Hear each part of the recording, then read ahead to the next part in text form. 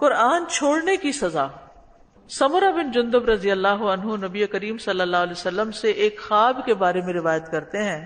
آپ نے فرمایا بے شک وہ شخص جس کا سر پتھر سے کچلا جا رہا تھا، یہ آپ نے خواب میں دیکھا تھا، یہ وہ ہے جس نے قرآن لیا پھر اسے چھوڑ دیا اور وہ فرض نماز کے وقت سویا رہتا تھا۔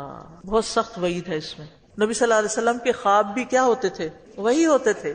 تو آپ کو جو دکھایا گیا وہ حق دکھایا گیا، تو قرآن پڑھنے کے بعد اس کو بھلائیں نہیں، اس کی ریویژن کرتے رہیں، چاہے ترجمہ ہو چاہے ویسے ہو۔ تو یہ جو لفظ ہے قرآن کو لے لیتا ہے اور پھر اس کو چھوڑ دیتا ہے، اس کا ایک معنی یہ بھی کیا گیا کہ وہ قرآن کے الفاظ کو لے لیتا ہے، عمل چھوڑ دیتا ہے، معنی چھوڑ دیتا ہے۔ اور ایک یہ کہ بالکل ہی چھوڑ دیتا ہے، تو جو شخص قرآن کو چھوڑ دے گا اس کا سر کچلا جائے گا، کیونکہ شیطان نے اس کے سر میں گریں لگائی ہوئی تھی اور وہ صبح نہیں اٹھتا تھا نماز کے لیے اور قرآن پڑھنے کے لیے، اور وہ فرض نماز کے وقت سویا رہتا تھا۔ تو اس حدیث سے قرآن پڑھنے، اس کو یاد رکھنے اور پھر خصوصاً فجر کے وقت اٹھ کے نماز میں پڑھنے کی تاکید کی جا رہی ہے۔ قرآن پڑھنے کے لیے بھی ہے، سمجھنے کے لیے بھی ہے، عمل کرنے کے لیے بھی ہے۔ قرآن کی تلاوت کے ساتھ ساتھ یہ عمل کی کتاب بھی ہے، اور پڑھتے ہوئے اپنے آپ کو قرآن پر پیش کرنا چاہیے۔ عبداللہ بن مسعود کہتے ہیں جو شخص یہ بات پسند کرتا ہو کہ اس کو معلوم ہو جائے کہ اللہ عز و جل اس سے محبت کرتا ہے، تو اسے چاہیے کہ وہ اپنے آپ کو قرآن پر پیش کرے۔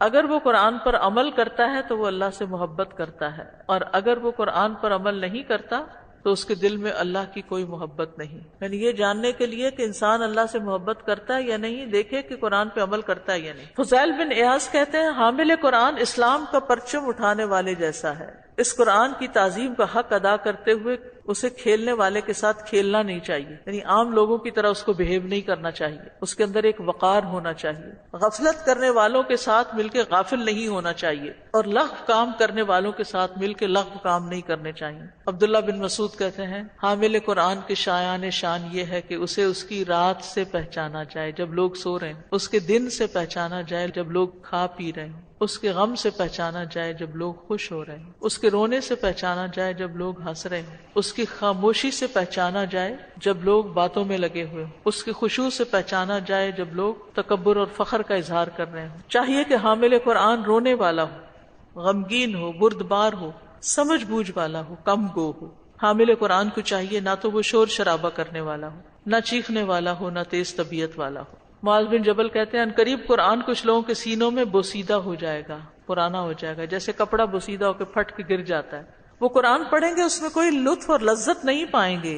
استغفر اللہ، اپنے آپ کو چیک کریں ہم سب۔ وہ بھیڑیوں کے دلوں پر بھیڑوں کی کھالیں پہن لیں گے، ان کا عمل طمع اور لالچ کے لیے ہوگا، اس میں اللہ کا خوف نہیں ہوگا۔